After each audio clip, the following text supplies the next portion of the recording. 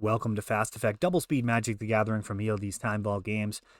This is a Wednesday Night Legacy Blue-Black Scam versus Luke's Standstill list. He has been tweaking this for quite some time, working on a budget, finding the best answers to the local metagame. See how it stacks up here versus one of the most popular decks in the format right now, Blue-Black Scam. This deck has some absolutely punishing openings, involving and reanimate, shredding your opponent's hand while setting a clock. All of the good stuff of Delver in there as well. But so far, no fireworks. We've got a cycled Troll of Khazad-dûm. Grab a swamp out of the deck, including Underground Sea. Guys, an extra black card to pitch to Grief. Also helping with your mana, and what's a beefy body to bring back with Reanimate. I would not be thrilled to be playing Reanimator right now in Legacy, given how good this deck is and how dangerous it is. Potentially lose a Gristlebrand or other bomb to discard spell and just have them reanimate your card, eventually upgrading their plan, something even more powerful.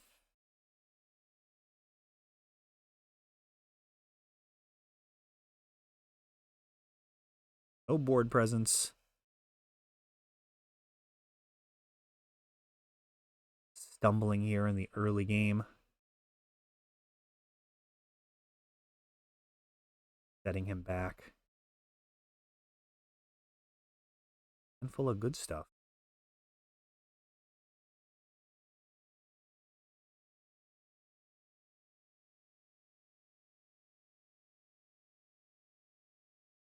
It's going to be under, so no reanimate yet for Kevin.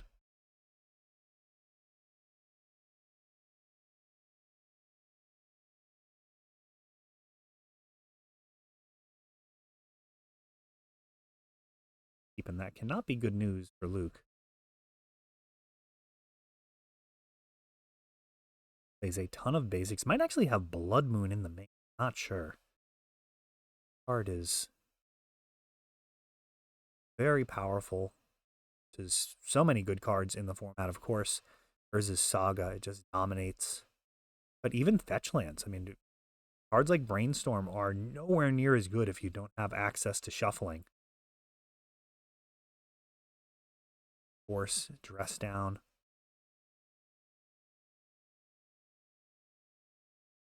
Board to keep. Really needs to be making his land drops in here. A Hymn to Torok gets brushed aside from a Spell Pierce. Kevin continues to play. We see a Reanimate. Roll maybe entering the foray shortly. Off the top for Luke.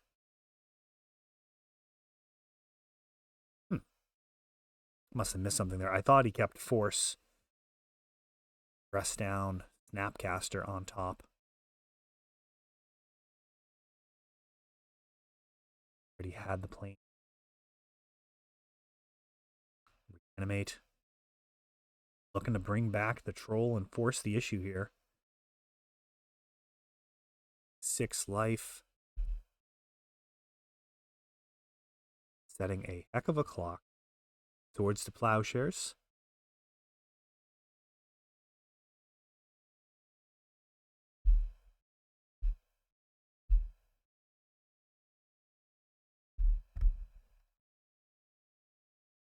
Storm in response.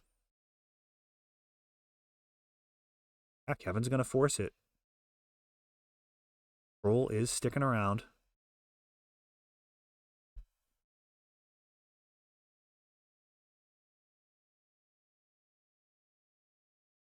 I believe we've already seen Snapcast. Could actually be, there it is. Snapcaster getting that Swords to Plowshares back. That's a huge swing. Does hand back the life, but really cleans things up super nicely. Grief gets Force of Willed.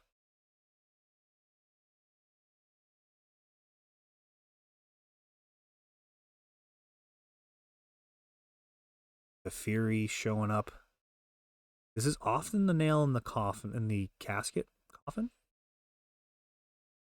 Actually, let me know in the comments. Is nail in the coffin or nail in the casket? I don't really know what the phrase is. Fury actually lands and sticks very often in a blue match. It's pretty much over. Opponent very likely to draw Force of Will right off the top of the library. That's almost required after Let It to Fury resolve that you draw counter magic. Turn too late. Snapcaster turning sideways. Kevin has 6 turns to make something interesting happen here. And he grabs a Hymn to Torok. Interesting. He is behind on board.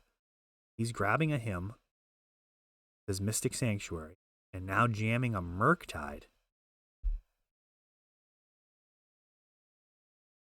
Looks like this is going to be a minimal Murktide. He is expecting this to get bounced by Teferi.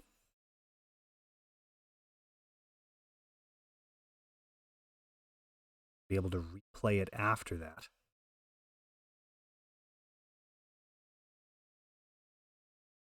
That one with greater value. See how this goes for him. 3 in hand. One of them is the Murktide.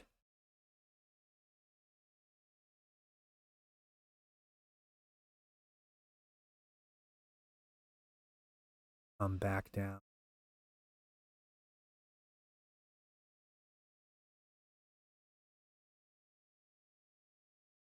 Bit of extra mana. Tide has arrived. Oh, and easily brushed aside. Swords of Plowshare is just so good since day one. Hard to think of too many cards that have had more of an impact on kind of defining Magic the Gathering, what it actually plays like compared to the initial sales pitch. Swords to Plowshare is just so good. Almost feels silly to play with creatures.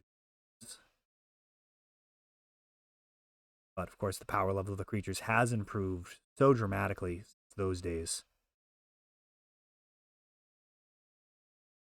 Say Swords to Plowshare is probably the best card in pre-modern.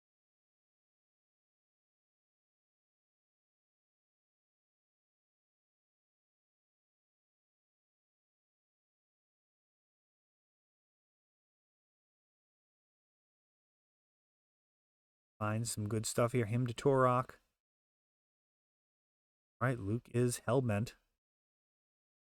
Orcish Bowmasters looks to turn things around. So actually clearing that Snapcaster. And going to be a bit of a problem for Teferi as well, even if he had a bunch of counters on him. That's still a significant problem. 2 bodies. Bouncing Bowmasters, not great. Bouncing the token leaves the Bowmaster in play.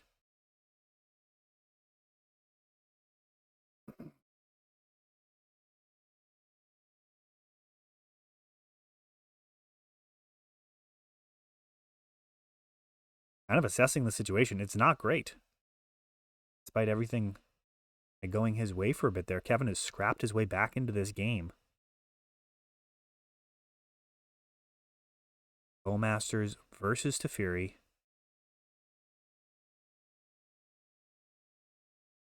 Power creep on display here. Teferi, card many people not super thrilled about.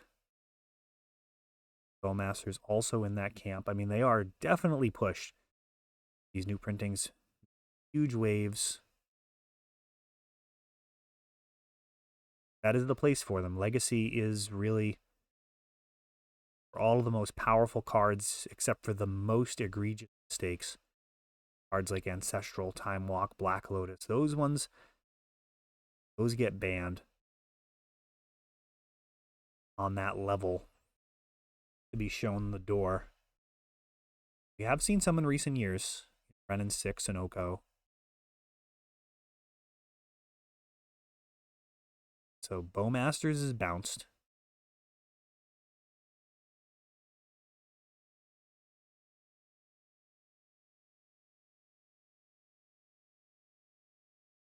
Actually, didn't see how Teferi got cleared there because that work is not tapped.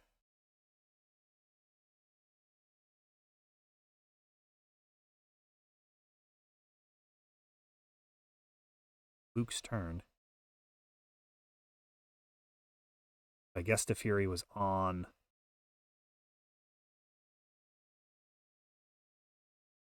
3 loyalty. Now 4th Aerolingus. Big play here, making 4 bodies. Haymaker here.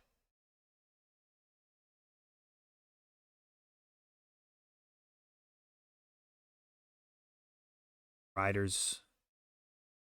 Rohan. Human Red Knights. Trample. Ace, a little tough to come by. So he's keeping 1 back. Sending in for 6.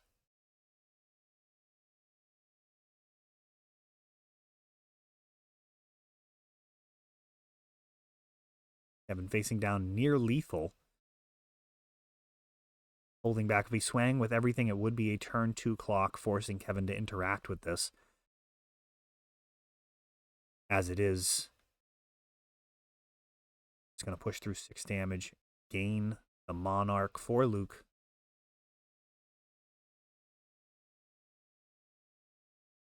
Crown in the lock. Kevin grabbing back. Monarch.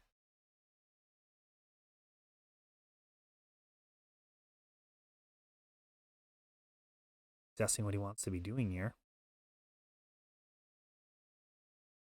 Brief.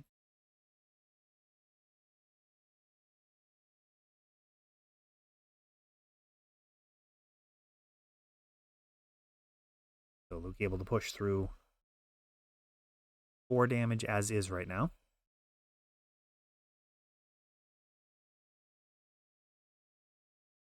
Some trades. We've got a Brainstorm in response to the Bowmasters.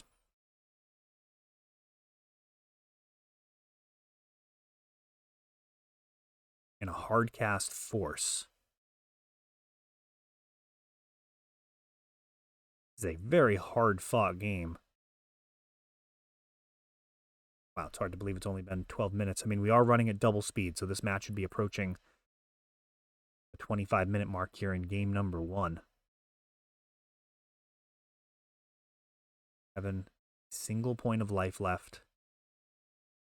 Facing down 2 tramplers. He needs to be able to absorb all of the incoming combat damage. Now he can only kill 1 of them. Gets the Monarch back. There's a Murktide.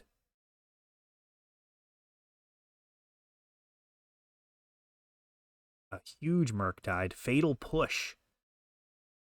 Takes out 1 of the riders. I actually don't love... Ooh.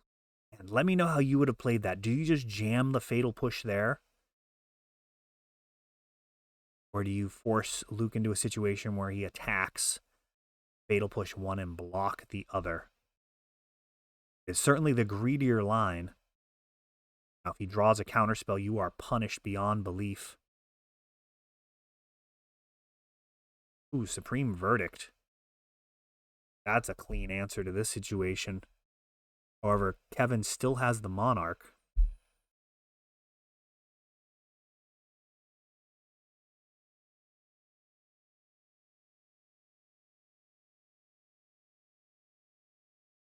Looks like this land.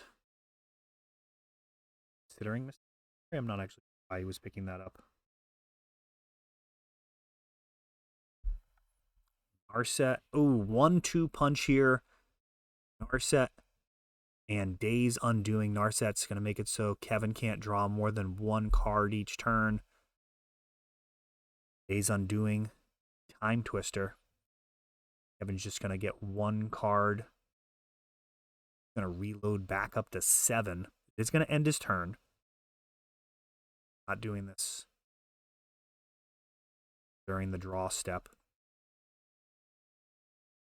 Kind of how you draw it up with Teferi. If you can play the Days Undoing after they've drawn a card for turn, really Shuffle back in and draw nothing. Already drawn a card. 0 resources. It's probably close enough. I mean, Luke can't get it from here. 1 life to push through. Nice healthy buffer himself, facing down just a couple of cards on the other side of the table. Let's see what he can. Narset can also dig. Erlingus. Grab a pawn.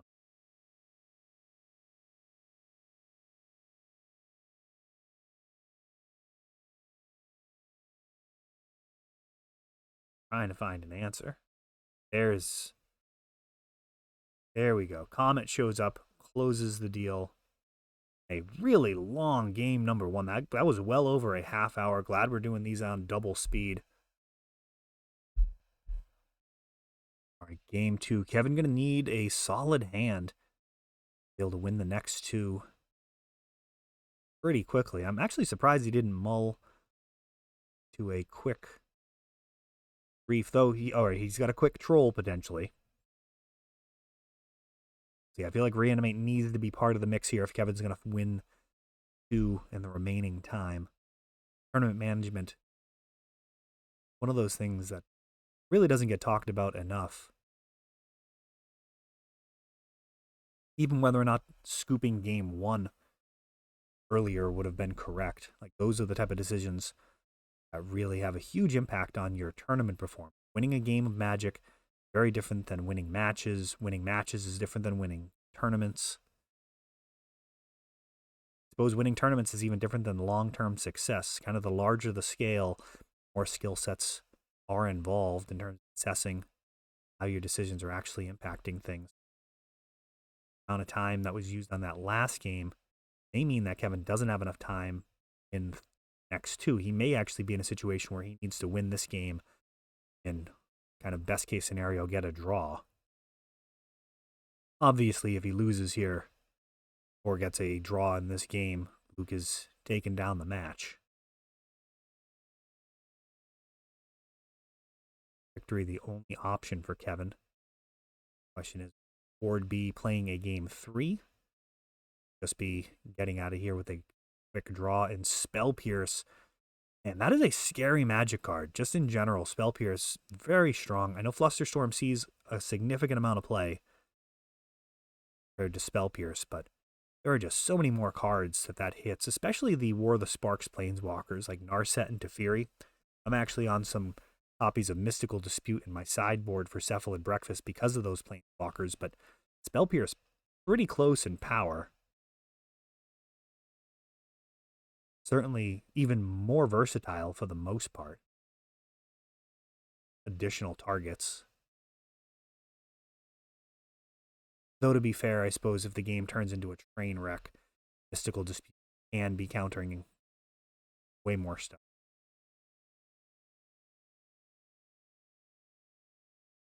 We're looking at 1-mana counters. We're not necessarily thinking about how good they are in the late game. They are about maintaining control in those early steps, making sure things don't spiral, fall too far behind. Because we did see Luke has some real comeback potential with Supreme Verdict. If you do overcommit to the board, Supreme Verdict just uncounterably clearing all of your hard work. A massive swing. Especially after your opponents kind of sculpted their hand with brainstorms and ponders. They've got a solid clock on board. Very often their hand's not going to be set up to recover from a Supreme Verdict unless they're aware of it and playing around it. Most of the time their hand like a lot of interaction, removal for your side of the board, counter spells. Supreme Verdict can just be just a massive stumbling block, setting them back just so far. All of their decisions were based off of the fact that they were potentially, winning on board. Wanted to be able to maintain an advantage. Verdict kind of brushes that all aside uncounterably. So a difficult to block Gothy Voidwalker here.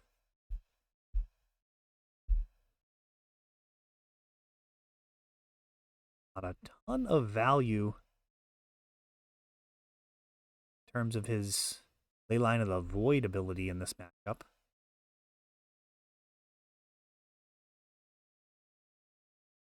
The fact that he can easily clear Narset, or what you're interested in. Luke actually not digging. Interesting. Just had the one blue mana available. Couldn't find, for example, a Swords to Plowshares off of the dig. How this lines up.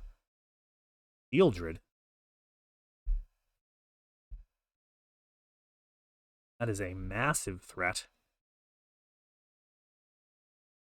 Not exactly shocking that Luke had the Force of Will. He wasn't pretty confident in his hand. Got to imagine that Narset's going to dig.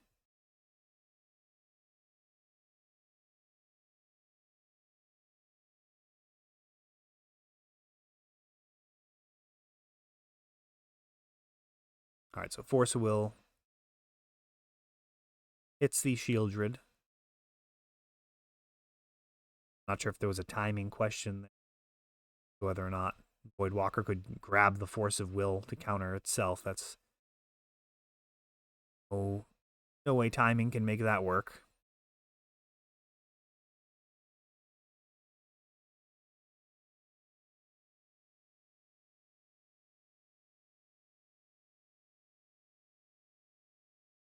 Getting out of time here. Oh, and I guess that was actually turns. I didn't even notice the die on the board, so that's actually a wrap. Kevin not going to be able to find a way to win in time, so Luke pulls this one out 1-0.